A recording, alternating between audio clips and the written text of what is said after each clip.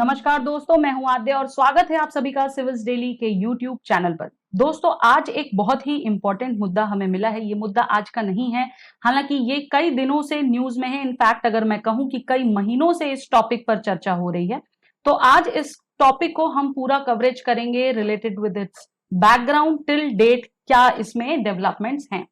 तो हुआ ये है कि जो हमारी सुप्रीम कोर्ट है, बेसिकली उन्होंने ये कहा है कि president has no role to play in the Perarivalan's plea. Perarivalan जो है, मैं आपको बता दूं, ये एक ऐसे शख्स हैं जो कि कह सकते हैं कि सीधे सीधे कन्विक्ट थे in the our former prime minister's assassination case. ठीक है, एक बहुत ही फेमस केस था। बेसिकली जो हमारे पूर्व प्रधानमंत्री थे, मैं आपको बता दूं, कांग्रेस के बहुत बड़े शख्सियत कह लीजिए या बहुत बड़ा नाम कह लीजिए, उनके असैसिनेशन केस में जो कन्विक्ट पाए गए थे तीन, उनमें से एक हैं पेरारीवलन। तो पेरारीवलन जी ने एक प्ली दाखिल की थी, उसके बारे में अभी हम जानेंगे समझेंगे, जिस पर एट प्रेजेंट सुप्रीम कोर्ट का यह कहना है कि प्रेसिडेंट का कोई रोल नहीं बनता है फिलहाल इस प्ली पर जवाब देने का या इस प्ली को देखने का। ठीक है, ये आप देख सकते हैं, ये आज की न्यूज़पेपर की कटिंग में भी था कि जो हमारे जस्टिस एल नागेश्वर राव हैं सुप्रीम कोर्ट के, उन्होंने कहा है कि जो क्वेश्चन था पूरा कि वेदर जो गवर्नर जो हैं वो सही है या नहीं इन रेफरिंग की स्टेट कैबिनेट की जो विश है कि प्रेसिडेंट जो है वो एक्सरसाइज करें इस पार्डनिंग प्ली को। ठीक है, वो सही है कि नहीं, इस चीज को लेकर के ये मुद्दा उठा था और इस पर जो है इन्होंने ये बात कही है। देखिए, सुप्रीम कोर्ट ने डिसअग्री किया है। मैं आपको एक बात सीधी सीधी बता दूं, सुप्रीम कोर्ट जो हमारी है, उन्होंने यहां पर सेंट्रल गवर्नमेंट से टोटली डिसअग्री करा है कि जो सेंट्रल गवर्नमेंट का सजेशन था कि कोर्ट को कुछ समय तक और वेट कर लेना चाहिए जब तक प्रेसिडेंट जो है वो कोई कॉल नहीं लेते हैं फॉर्मर पीएम असैसिनेशन केस जो केस के जो कन्विक्ट हैं बेसिकली एजी पेरारीवलन की मर्सी प्ली पर, वहां पर जब तक प्रेसिडेंट कोई स्टेप नहीं लेते हैं तब तक कोर्ट को कुछ नहीं कहना चाहिए। इस मुद्दे पर सुप्रीम कोर्ट ने टोटली रूप से डिसअग्री किया है, उनको मना ही कर दी है। ठीक है, क्या हुआ है, कैसे हुआ है, चलिए इस न्यूज को डिटेल में समझते हैं। देखिए, ये था हमारा आज का न्यूज आर्टिकल जो रेड से हाईलाइटेड है, इसको थोड़ा सा ध्यान से पढ़ लीजिएगा। ठीक है, चूंकि सीधा सीधा जो है यहाँ पर कुछ क्वेश्चंस उठते हैं, इसलिए ये इंपॉर्टेंट है। वैसे तो पूरा आर्टिकल इंपॉर्टेंट था। ठीक है, इन्हें आप पहचानते होंगे, राजीव गांधी, इन्हीं का असैसिनेशन केस था और ये है Perarivalan, in one of the convicts अगर कही जाए तो बात। ठीक है, तो क्या हुआ है, क्या कैसे हुआ है, क्या बैकग्राउंड था, इस चीज को हम समझेंगे।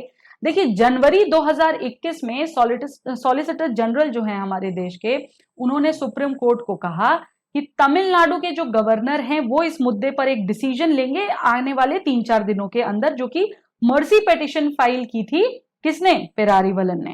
ठीक है, और ये जो है किसमें थे, ये कन्विक्ट थे राजीव गांधी असैसिनेशन केस के। तो इनकी जो पार्डन रिक्वेस्ट थी वो मूव की गई थी कब, 2015 पर। ठीक है, 2015 में सोचिए कि इन्होंने अपनी पिटीशन जो है वो दाखिल की थी, जो कि गवर्नर के द्वारा कंसीडर की जानी थी। मैं आपको बता दूं, गवर्नर और प्रेसिडेंट दोनों लोगों के पास ही ये पावर होती है, पार्डनिंग पावर। ठीक है, दोनों की दो पावर्स अलग अलग होती हैं, उस पर हम बात करेंगे। लेकिन फिलहाल इन्होंने गवर्नर के लिए जो है पिटीशन दाखिल की थी, जबकि हाईकोर्ट का जो ऑर्डर था रिलेटेड पिटीशन पर सितंबर 2018 में, उसमें ये क्लैरिफाइड किया गया था कि गवर्नर जो है वो पूरी तरीके से फिट है इस पार्डन को डिसाइड करने में।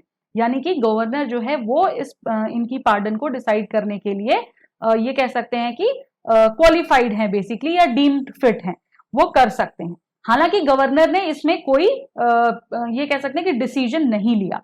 इसके बाद एक रिकमेंडेशन भी आई to remit his life sentence, और ये किसने एडवाइस किया था, ये एडवाइस किया था हमारी कैबिनेट ने अंडर आर्टिकल 161। ठीक है, जबकि गवर्नर का जो डिसीजन था वो इस पर अभी भी पेंडिंग ही रहा है।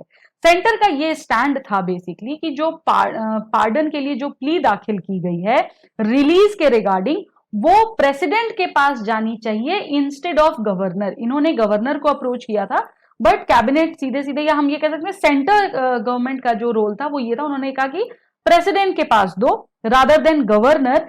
क्यों, क्योंकि ये जो पूरा केस है इसमें इन्वेस्टिगेटिंग एजेंसी जो है वो सेंट्रल लेवल की इन्वेस्टिगेटिंग एजेंसी है, ठीक है। और ये कटआउट आप देख सकते हो, ये इनकी इमरजेंसी, सॉरी इमरजेंसी नहीं, ये कह सकते हैं मर्सी सीकिंग चीजों से रिलेटेड है कि कब इन्होंने क्या किया। तो सितंबर 6 2018 को सुप्रीम कोर्ट ने गवर्नर को ये लिबर्टी दी थी कि वो इस केस में डिसाइड कर सकते हैं, डिसीजन ले सकते हैं, क्योंकि ये 7 में से 1 कन्विक्ट थे उस केस के, ठीक है। सितंबर 9 2018 को तमिलनाडु गवर्नमेंट ने ये डिसाइड किया था कि वो रिकमेंड करेंगे गवर्नर को कि वो रिलीज कर दें सभी 7 कन्विक्ट्स को। फिर जनवरी 21 2020 में सुप्रीम कोर्ट ने वापस से गवर्नमेंट को डायरेक्ट किया एक कि भाई आप एक रिपोर्ट फाइल करिए कि स्टेटस क्या है प्ली ऑफ पार्डन का, जो कि पेरीवलन ने फाइल की थी। तो इस प्रकार से चीजें चलती आई। आज की डेट में ये है कि अभी तक फिलहाल कोई, मतलब इनको बेल तो दे दी गई थी लेकिन कुछ हुआ नहीं। इनका जो पेटिशनर का जो आर्ग्यूमेंट है वो क्या है, हम वो समझेंगे। तो देखिए, मैंने आपको बताया कि कोई भी कन्विक्ट वो फ्री होता है कि वो 2 लोगों को अप्रोच कर सकता है पार्डन के केस में, ठीक है। अब ये 2 में क्या है, एक हो सकता है हमारा गवर्नर और दूसरा हो सकता है हमारा प्रेसिडेंट, ठीक है। आपको पता है 5 प्रकार की पार्डन्स होती हैं, ठीक है। चलिए उसको भी हम समझेंगे। फिलहाल हम इनकी आर्ग्यूमेंट पर आते हैं, इन्होंने क्या कहा। तो इन्होंने कॉन्स्टिट्यूशनल बेंच का जो जजमेंट था, basically union of India versus Sriharan 2015 वाला, उसमें कॉन्स्टिट्यूशन बेंच का जो जजमेंट था उसमें यह कहा गया कि exercise of executive clemency was vested in the president और द गवर्नर, यानी प्रेसिडेंट या फिर गवर्नर में से, दोनों में से कोई भी एक्सरसाइज कर सकता है। सेंटर का जो रिजेक्शन था 2018 का ऑफ तमिलनाडु गवर्नमेंट प्रपोजल कि भाई इनकी जो पनिशमेंट है बेसिकली उसको रेमिट कर दिया जाए, इनकी जो सेंटेंस है उसको रेमिट कर दिया जाए, वो था under section 432 of the code of criminal procedure CrPC के तहत, ठीक है। और उसके according it did not stop the convict कि वो सेपरेटली मूव करें गवर्नर को फॉर पार्डन अंडर आर्टिकल 161 में। अब जो सेक्शन 432 है हमारी सीआरपीसी की, वो क्या कहती है, वो ये ले डाउन करती है कि भाई एट एनी टाइम, ठीक है, विदाउट कंडीशंस या फिर किसी कंडीशन के तहत भी यदि कोई व्यक्ति उसे सेंटेंस जो है एक्सेप्ट किया है, तो वो उसको जो अप्रोप्रिएट गवर्नमेंट है उस समय की, वो सस्पेंड कर सकती है एग्जीक्यूशन को, उसके सेंटेंस को, या रेमिट कर सकती है, या तो पूरा का पूरा पनिशमेंट जो है वो किया जा सकता है, या पनिशमेंट का कुछ पार्ट भी रेमिट किया जा सकता है जिसके लिए उसको सेंटेंस दिया गया है, ठीक है। तो इस प्रकार से ये जो थे, ये कुछ 2-3 मेन मुद्दे थे जो इन्होंने रखे, जो कन्विक्ट ने रखे थे, ठीक है।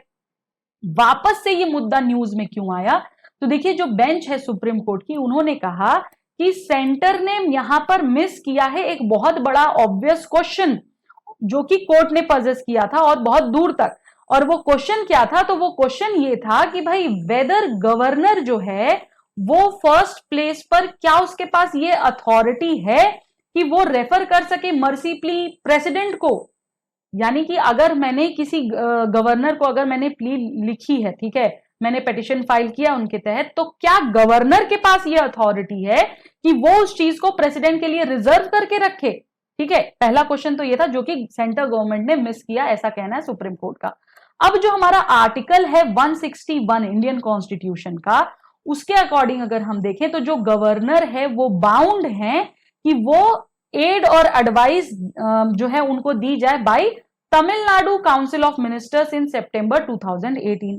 अब जो गवर्नर है उनको अगर हम देखें तो प्राइमा फेसिया जो है उनके पास कोई भी ऐसी अथॉरिटी नहीं है कि वो इस मर्सी प्ली को ट्रांसफर करें, ठीक है। अगर उनके पास मर्सी प्ली आई है तो उन्हें ही उस पर डिसीजन लेना है, न कि उन्हें इस मर्सी प्ली को ट्रांसफर करना है। वो ट्रांसफर नहीं कर सकते, उनके पास कोई ऐसी अथॉरिटी नहीं है। ये सेंटेंस, ये जो स्टेटमेंट है, इसको ध्यान से याद रखिएगा। घुमा फिरा करके यूपीएससी आपसे यहां से क्वेश्चन पूछ सकता है। अच्छा, इतनी देर से हम इसको डिस्कस कर रहे हैं तो जरा मुझे ये वाला क्वेश्चन बता दीजिए कि जो पावर ऑफ प्रेसिडेंट है टू ग्रांट पार्डन, वो कौन सी पावर्स में आता है, लेजिस्लेटिव, जुडिशियल, एग्जीक्यूटिव या नन ऑफ द फॉलोइंग। और इसके अलावा एक और चीज आपसे मैं यहां पर पूछूंगी। देखिए 2 आर्टिकल्स हैं, आर्टिकल 72 और आर्टिकल 161। 161 के तहत अभी हम बात कर ही रहे हैं गवर्नर की पावर्स का, और 72 जो है ये बात करता है प्रेसिडेंट की पावर का, ठीक है। 161 में गवर्नर की पावर्स की बात की गई है पार्डन से रिलेटेड, और 72 में प्रेसिडेंट की। तो डिफरेंस क्या है दोनों में ही, क्या डिफरेंस है? वाइडर पावर, ज्यादा पावर किसके पास है? जरा फटाफट से मुझे कमेंट करके बताइए, क्योंकि इंपॉर्टेंट है ये क्वेश्चन, ठीक है। चलिए आगे चलते हैं। पार्डन का मतलब क्या है पहले तो हम ये समझते हैं। देखिए, पार्डन वो डिसीजन है जो कि कोई भी गवर्नमेंट या गवर्नमेंट का कोई भी एग्जीक्यूटिव कह लीजिए, वो ऐसा कोई डिसीजन लेता है जिसके तहत किसी भी व्यक्ति को जो कि गिल्ट है, जो कि गिल्टी फाउंड है, उसकी जो एलिज्ड क्राइम है या जो उसके अगेंस्ट जो लीगल ऑफेंस है, उसके तहत वो क्षमा याचना कर सके, ठीक है, कि भाई अपनी जो उसकी सजा है उसको कमजोर करने की याचना दे, वो पार्डन कहलाती है। क्या जरूरत है पार्डन की? सबसे बड़ी बात तो देखिए, पार्डन ग्रांट किया जाता है इंडिविजुअल्स को जब ये देखा जाए कि भाई उन्होंने अब सोसाइटी के प्रति जितनी भी डेट थी वो पे कर दी है, या ये देखा जाए कि वो डिजर्विंग हैं, माफी लायक, क्षमा के लायक वो हैं, उनका जो व्यवहार है वो डिजर्व करता है कि उन्हें पार्डन दिया जाए, उनका जो सेंटेंस है, जो भी उन्हें पनिशमेंट दी गई है, उसको कई अलग अलग तरीकों से या तो उसको पूरी तरीके से खत्म किया जाए, या कुछ पार्ट खत्म किया जाए, या उसको कन्वर्ट किया जाए, ठीक है, ये डिपेंड करता है। पार्डन जो है वो कई बार उन लोगों को भी दिया जाता है जो कि रॉन्गफुली कन्विक्ट हो गए हों, या जिन पर जो जो ऐसा क्लेम करते हो कि उन पर जो है उनके साथ गलत हुआ है, रॉन्गफुली उन्हें कन्विक्ट का करार दे दिया गया है, यानी वो दोषी थे नहीं लेकिन उन्हें गलती से दोषी समझ लिया गया है, ठीक है। कई बार यह भी देखा गया है कि पार्डन्स जो है वो ऐसे मैकेनिज्म में भी देखे गए हैं जहां पर करप्शन को कॉम्बैट करने की बात आ रही हो, करप्शन को हैंडल करने की बात आ रही हो, तो वहां भी पार्डन दिया जाता है। कई बार जो है पर्टिकुलर अथॉरिटी को अलाउ किया जाता है कि वो जुडिशियल प्रोसेस के फ्लॉज को देखें और उसके तहत वो किसी को फ्री करें जो कि गलत तरीके से कन्विक्ट हो गया है, या ये कहें कि कहीं ना कहीं बेगुनाह को सजा दे दी गई है अगर, ठीक है। तो इसलिए पार्डन की जरूरत है, इसलिए पार्डन इंपॉर्टेंट है, क्योंकि कई बार गलत डिसीजंस भी ले लिए जाते हैं। अब देखिए सुप्रीम कोर्ट की ऑब्जर्वेशन क्या है, तो देखिए जो हमारा कॉन्स्टिट्यूशनल बेंच है 2015 में फेरारीवलन के केस से रिलेटेड मेजॉरिटी डिसीजंस में भी जो है उन्होंने ये कहा था कि जो स्टेट्स है वो यूनिलेटरली रेमिट नहीं कर सकता sentences of life convicts in those cases जो कि सेंट्रल एजेंसी या सेंट्रल लॉ के तहत गवर्न हो रहे हो, ठीक है। और जो असैसिनेशन केस था राजीव गांधी का, इसको हैंडल कर रही थी सीबीआई, जो कि एक सेंट्रल एजेंसी है। इन कंप्लायंस क्या हुआ, 2015 का जो वर्डिक्ट आया था वहां पर तमिलनाडु गवर्नमेंट ने सेंटर को 2016 में ये लिखा और प्रपोज किया कि भाई आप ग्रांट कर दीजिए रेमिशन टू द कन्विक्ट, ठीक है। और जो स्टेट है वो चाहती है कि सेंटर जो है इस चीज को आगे बढ़ाए। 2 साल के वेट के पश्चात सेंटर ने इस पूरे मसले को रिजेक्ट कर दिया, स्टेट के प्रपोजल को रिजेक्ट कर दिया, ये कहते हुए कि ये एक अनपैरेलल्ड एक्ट है जिसमें एनल्स ऑफ क्राइम्स कमिटेड जो हैं वो अगेंस्ट कंट्री हैं। क्योंकि देखिए यहां पर बात राजीव गांधी की हत्या की नहीं आती है, यहां पर बात आती है देश के प्रधानमंत्री की हत्या की, ठीक है। तो ये इंपॉर्टेंट था और ये स्टैंड था सुप्रीम कोर्ट का, ये ऑब्जर्वेशन था। हालांकि अगर हम पार्डनिंग पावर्स की बात करें तो 5 तरीके की पावर होती है, पार्डन, कम्यूटेशन, रेमिशन, रिस्पाइट या रिप्राइव। पार्डन में क्या होता है, आपको कंप्लीटली फ्री कर दिया जाता है। कम्यूटेशन के तहत क्या होता है कि अगर कोई बहुत टफर पनिशमेंट है तो उसको थोड़ा सा लाइट कर दिया जाता है। रेमिशन में आपकी जो सजा का टाइम पीरियड है उसको रिड्यूस कर दिया जाता है बिना कैरेक्टर रिड्यूस किए। रेस्पाइट में जो है थोड़ी छोटी सजा दे दी जाती है, ठीक है, लेसर सेंटेंस कर दिया जाता है, ओरिजिनल जो है उसको चेंज करके। और रिप्राइव में जो है वो स्टे ऑन एग्जीक्यूशन हो जाता है, जैसे कि अगर डेथ दिया गया है तो उससे स्टे दे दिया जाता है, ठीक है। डेथ का अगर वो है कि भाई हैंग टिल डेथ जैसा कुछ अगर स्टेटमेंट दिया गया है या सजा दी गई है तो उसको स्टे कर दिया जाए। ये सारी चीजें जो है ये जो कन्विक्ट है उनके बिहेवियर को देखते हुए लिया जाता है, ठीक है। ये है स्टेटेड कहां, आर्टिकल 72 में। अब पेरीवलन के जो आर्ग्यूमेंट्स थे पेटिशन में जिसमें कि उन्होंने पार्डन सीख किया था वो क्या थे, तो देखिए सबसे पहली बात तो उन्होंने ये कही कि पेरीवलन जो है वो प्लीड कर रहे हैं रिलीज के लिए फ्रॉम जब वो 19 वर्ष से बेसिकली जब से वो अरेस्ट हैं, ठीक है। जब वो 19 वर्ष के थे, जब से उन्हें अरेस्ट किया गया है। उनका कहना है कि वो इकलौते मेल चाइल्ड हैं अपने पेरेंट्स के और किसी भी प्रकार का कोई रिकॉर्ड नहीं है उनका क्रिमिनल एंटीसीडेंट्स का, ठीक है। और इतना ही नहीं, वो एक्सीलेंट कंडक्ट भी उनका पाया गया है उनकी एंटायर प्रिजन लाइफ में। उनकी जो बेसिकली जो उनकी पिटिशन है वो अंडर ग्रेजुएट और पोस्ट ग्रेजुएट डिग्रीज भी साइट की गई हैं उसमें, और ये कहा गया है कि ये यूनिवर्सिटी के टॉपर थे, गोल्ड मेडलिस्ट थे डिप्लोमा में इन डीटीपी, ठीक है। और उन्होंने कंप्लीट किया है more than 8 diplomas and certificate courses during his prison term, यानी जेल में रहते हुए भी उन्होंने 8 डिप्लोमा सर्टिफिकेट कोर्सेज किए हैं।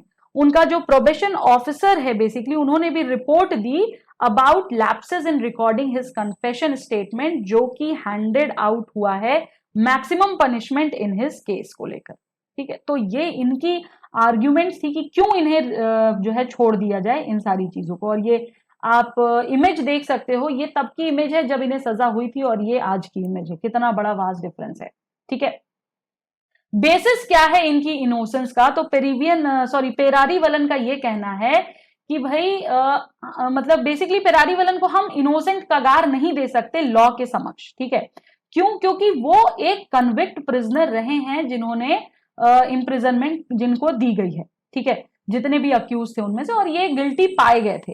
हालांकि उनको जो है अक्यूज किया गया था of having bought 2 battery cells for the LTTE man who masterminded the conspiracy. ये डायरेक्टली इन्वॉल्व नहीं थे कॉन्स्पिरेसी में, हालांकि ये कहा जा सकता है कि कहीं ना कहीं इन्होंने बैटरी सेल्स लाकर दिए थे LTTE मैन को, जिसने की पूरी कॉन्स्पिरेसी प्लान की थी, ठीक है। दूसरी चीज ये कि जो इनको सेंटेंस दिया गया था, he was sentence to death based on his crucial confession statement. तो ये इनका बेसिस है इनोसेंस का। सिग्निफिकेंस क्या है इनके कन्विक्ट्स के रिलीज का बेसिकली, तो जो रिलीज है 7 कन्विक्ट्स की, वो डिमांड में रेज की गई है by not only the ruling party of Tamil Nadu but opposition also, ठीक है। और जितने भी तमिलनाडु के पॉलिटिशियंस हैं उन्होंने वॉइस किया है कि जुडिशरी को जो है वो इस क्षेत्र में रिफॉर्म लाना चाहिए एंड जुडिशरी को इन्हें एक अच्छे सिटीजन की तरह जो है जीने का अधिकार भी देना चाहिए, upholding the values of reformatory justice and restitution. चूंकि इनका जो व्यक्तित्व था वो काफी अच्छा था, तो इसलिए ये स्टेप लेना चाहिए जुडिशरी को। तो ये कुछ मुद्दा है पेरारीवलन केस से रिलेटेड। आई होप आपको समझ आ गया होगा। एक और क्वेश्चन है आपके लिए यहां पर पार्डन से ही रिलेटेड 72 आर्टिकल से, इसको जरा सॉल्व करने की कोशिश करिएगा। सो बेसिकली आज के 3 क्वेश्चन आपको मैंने दिए हैं इस केस से रिलेटेड, ठीक है। इंपॉर्टेंट है काफी टॉपिक, कोशिश करिए इसको सॉल्व करने की और इसका आंसर हमें कमेंट बॉक्स में बताने की। एक और इंपॉर्टेंट न्यूज मैं आपको दे दूं इससे पहले कि हम क्लास को खत्म करें। यूपीएससी 2023 का कैलेंडर आउट हो चुका है, जिसमें जो डेट है आपके नेक्स्ट ईयर 2023 प्रीलिम्स एग्जाम की वो है 28 मई, ठीक है। तो कमर कस लीजिए, अगले साल का भी कैलेंडर आ गया, अगले साल की डेट आ गई है। मैंने आपको ये बता दिया है, कुछ भी अगर इससे कंफ्यूजन हो, कैसे तैयारी करनी है, क्या माइंड मैप फॉलो करना है, क्या स्ट्रैटेजी बनानी है, कमेंट करके हमसे पूछिए या फिर कम्युनिटी स्पेस में जाकर अपना डाउट डालिए, हम बिल्कुल आपकी मदद करेंगे। तो हो जाइए तैयार, 2022 तो है ही, उसके साथ साथ 2023 के लिए भी, ठीक है। दोस्तों आज के लिए इतना ही, नेक्स्ट सेशन में फिर मिलेंगे, तब तक के लिए धन्यवाद, नमस्कार, जय हिंद, जय Bharat. Subscribe to our YouTube channel and press the bell icon on the YouTube app and never miss another update from Civils Daily.